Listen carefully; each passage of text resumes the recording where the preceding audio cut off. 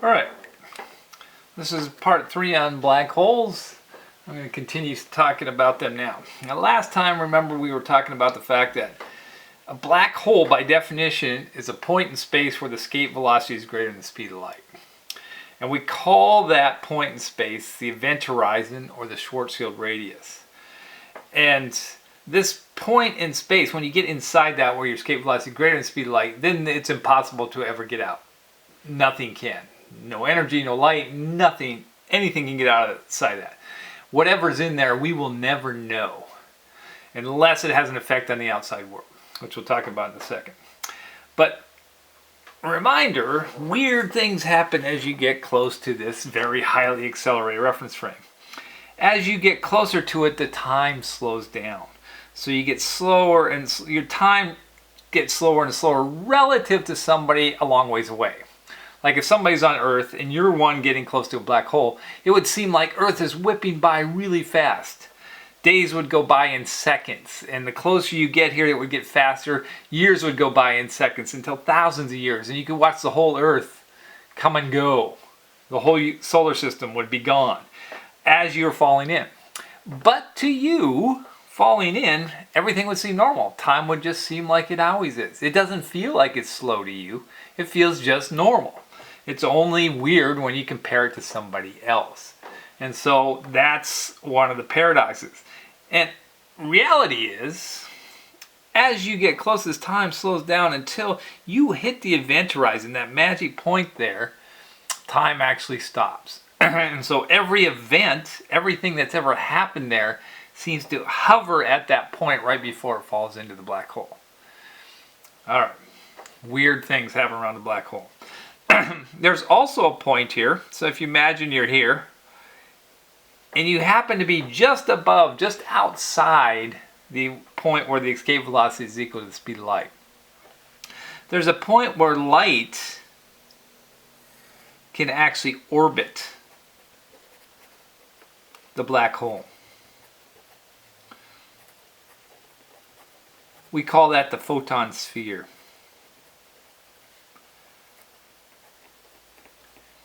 And you got to think about this because it's very bizarre. If you were looking one direction, like if you're looking this way, you could actually look and see your back. So no matter what direction you look, you're going to see your back. Now it's going to be totally distorted. And if you look a little bit higher, right here, you could see things that are over here. So even though you're right above a black hole, you can see every single thing in the sky. There's nothing blocking you from seeing all 360 degrees of the whole sky. Now everything's going to be distorted and it's going to be warped right around the black hole, but it is still there. As you can see every direction because of the bending of light as it goes around the black hole. And when you're right at that photon sphere, light is actually orbiting around the black hole, and so you could see yourself, see the back of yourself looking forward. It's kind of crazy. All right, so know that definition, that's the photon sphere. All right, let's talk about a couple more things about black holes. First of all, like I said, once you get inside the black hole, we don't know what the black hole is made of. It's impossible for us to tell because no information gets outside of a black hole. But there are some things we can know, things that work at a distance. So for example, we can know the mass of a black hole. Because if you put something outside here, we can see how fast or how strong gravity is, and gravity is determined by the mass of it. So we can measure the gravitational pull by this field, and so we can figure out the mass of the black hole. That's how we find out things like the center of our Milky Way has a black hole that's about 3 million times the mass of our sun, because we can see stars orbiting around it, and so we know how much gravity it has to make them orbit in the orbits that we see. So we can figure out the mass of the black hole. So this is things we can learn about black holes. We can learn its mass without ever going inside the event horizon. We can also learn if it has a charge, meaning if it's a positive or negative charge. Because if you put a positive charge right outside here, if the black hole had a positive charge, it would repel it because like charges repel. If it put a negative charge here, it would get sucked in if it had a positive charge, or vice versa. So you can figure out what charge it has even though you aren't inside the event horizon, because the magnetic force works at a distance. Okay? We can also figure out if the black hole is rotating. One of the things that Einstein realized is that time and space and mass are all interrelated. We used to think of them as independent of each other. He's like, no, it's all interrelated. Space is there and mass warps the space. So if the mass is rotating, it actually starts to make space around it rotating. So what you do is if you put a particle outside the black hole, if the black hole is spinning, the particle would just start spinning because space is actually spinning around it. It would make the particle start to spin. So we can measure if the black hole is rotating. Do we suspect they're rotating? Yes, we think they're probably rotating very rapidly if they're similar to like neutron stars. Because neutron stars rotate very rapidly, and we see that all the time. And that is as pulsars. And so a black hole is even smaller still, so it'd probably be rotating that fast as well. But do we know? Have we ever got close enough to a black hole to tell? No, not at all.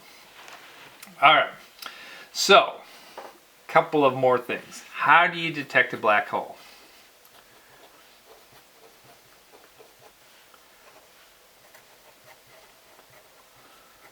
Well, since no light comes from a black hole, we can't really see one directly.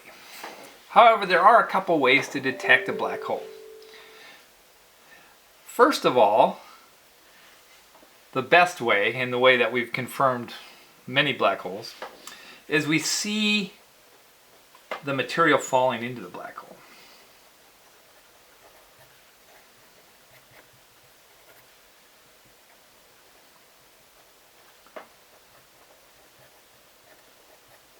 Or orbiting the black hole. In some cases, it's stars orbiting it.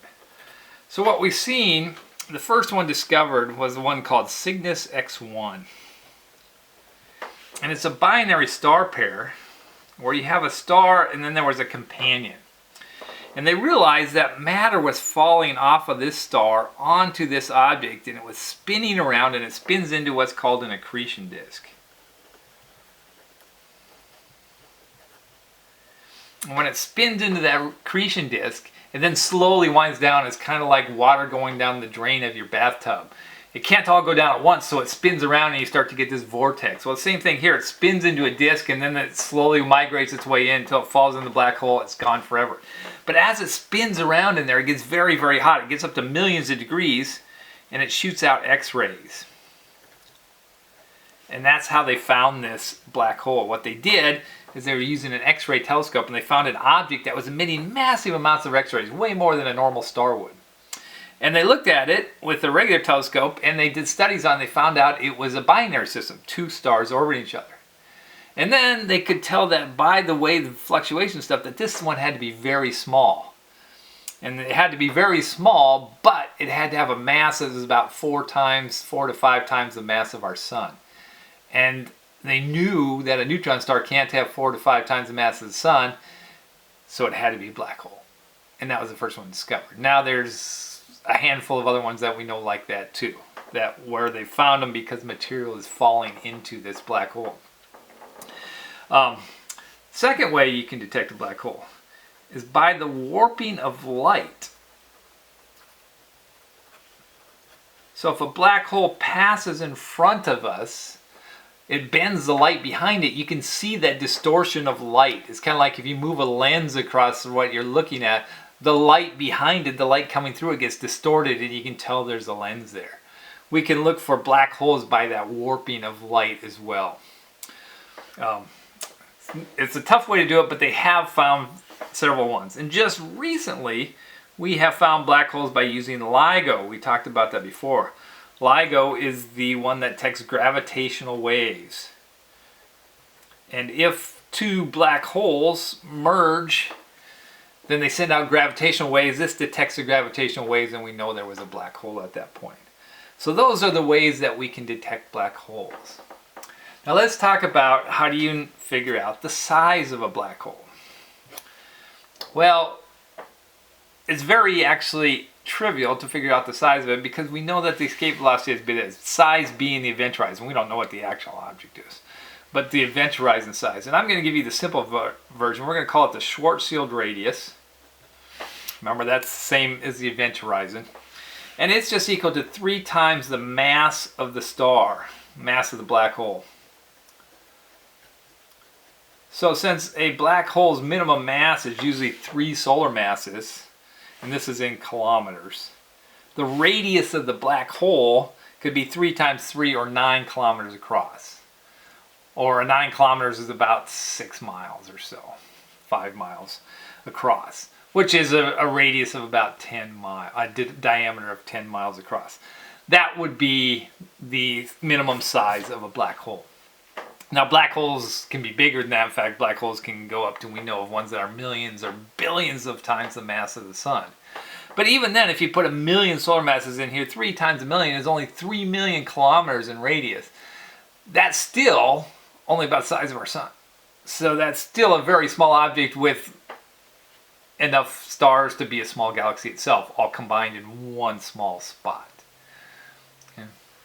All right, I'm running out of time, so that is the end of part 3, sorry, and we'll come back with part 4.